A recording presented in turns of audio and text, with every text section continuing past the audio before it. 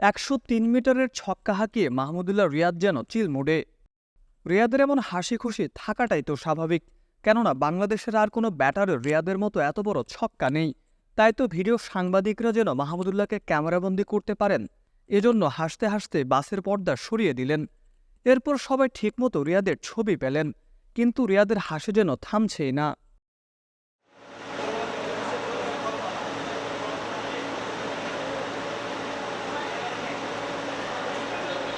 ঢাকা লিগে দল মোহামেডানের হয়ে খেলে এরপর ন্যাশনাল ডিউটিতে চট্টগ্রামে যোগ দিয়েছেন রিয়াদ। এসেই অনুশীলনে যেন ছক্কার বৃষ্টি নামিয়েছিলেন। তার ডিকশনারিতে যেন মাঠ ছাড়া কোনো কথাই নেই।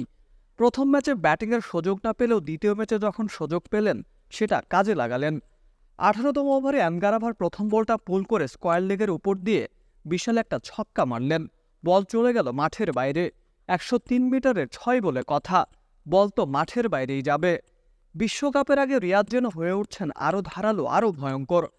মার্কিন মূল্যকে বিশ্বকাপে রিয়াদকে কি করতে হবে সে ধারণা টিম ম্যানেজমেন্ট থেকে তিনি পেয়ে গেছেন।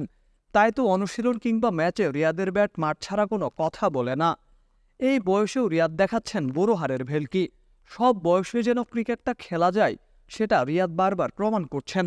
টাইগার ভক্তরা তাই তো রিয়াদের ছক্কা দেখে বলছেন, বুড়াতেই বরকত, পোড়ান চাল ভাতে বাড়ে।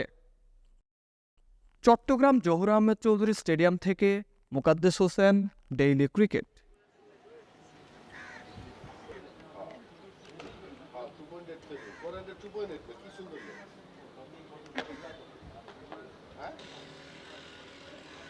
Kan öyle de